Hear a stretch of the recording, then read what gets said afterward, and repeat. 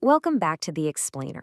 Today, we're putting on our linguistic detective hats for a pretty fascinating investigation into the Quran's only verse that explicitly details the physical form of angels.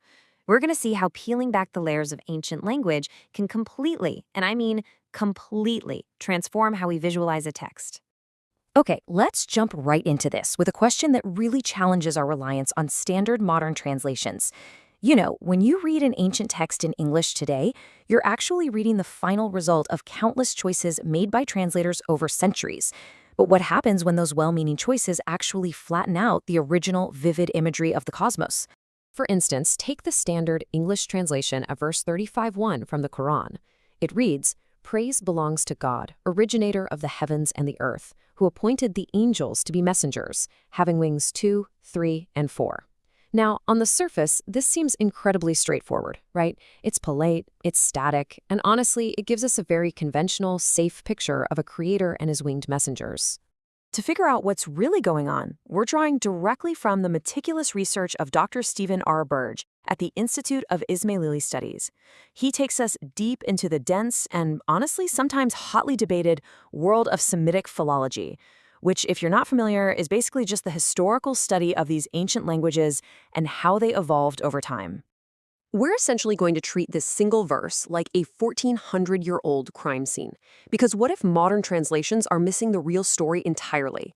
By investigating just 3 commonly misunderstood words in this text, we're going to strip away the centuries of linguistic flattening to reveal a completely different, highly dynamic, and frankly, mind-blowing cosmic picture.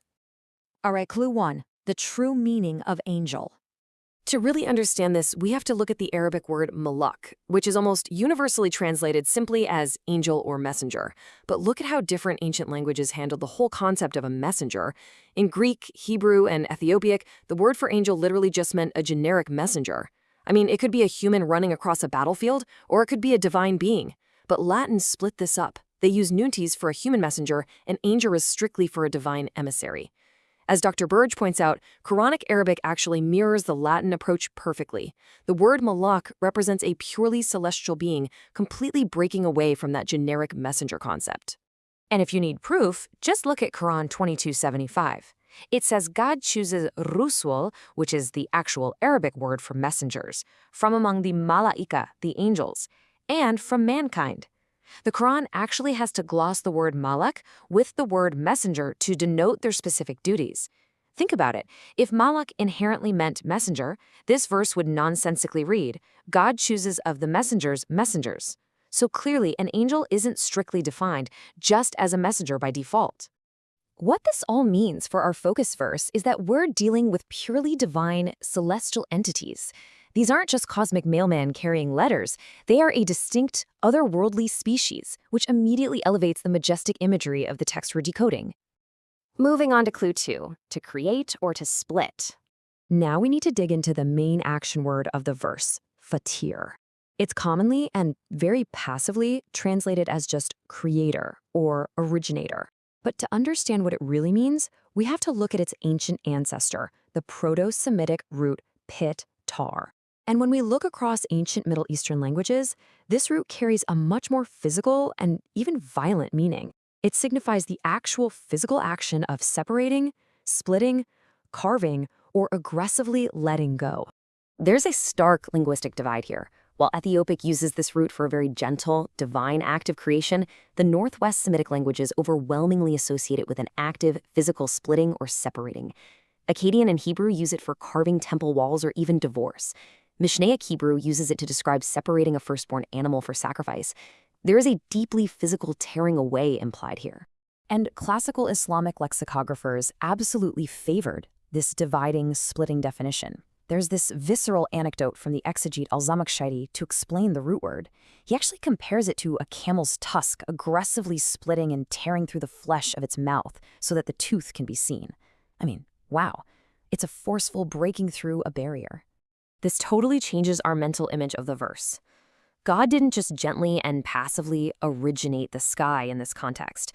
The word suggests he violently ruptured or split open the heavens to send down these divine beings. It's a sudden dramatic tear right in the fabric of the cosmos. Which brings us to clue 3, counting the angels' wings.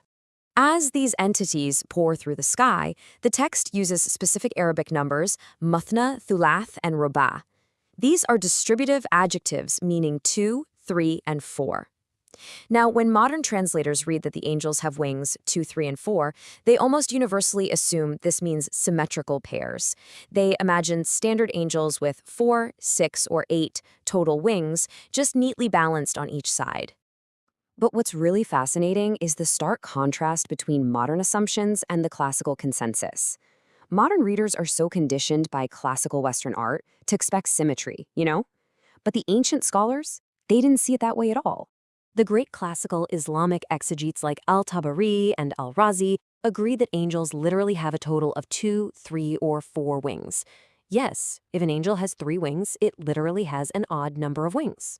Al-Razi noted they have a base of 2 wings, and anything beyond that is a divine addition.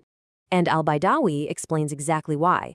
The varying asymmetrical numbers explicitly and physically reflect their rank in the heavenly hierarchy. Ultimately, what we are looking at are uniquely shaped, asymmetrical celestial bodies. These aren't standard anatomically correct birds. The more wings they have, however oddly they're arranged, the higher their status. They are bizarre, beautiful, and completely otherworldly beings whose very physical form is a literal manifestation of their divine power. All right, let's look at the payoff, a dynamic cosmic picture. Bringing all 3 of our linguistic clues together, we can replace that static, standard phrase, the creators sending standard messengers with symmetrical pairs of wings, with something wildly vivid. The true linguistic translation gives us the splitter of the heavens, rupturing the sky to send down purely divine celestial beings, whose bizarre asymmetrical wings physically showcase their cosmic rank. It's a spectacular, dynamic image of a ruptured sky and majestic, unparalleled entities. And that wraps up our linguistic investigation for today. But I want to leave you with this final thought. If digging into just 3 little words in a single verse can completely change a static scene into a dynamic, tearing cosmos, what else are we missing? How many other ancient texts are hiding equally breathtaking imagery right in front of our eyes, just waiting to be properly translated? Thanks for joining me on this explainer, and keep questioning what you read.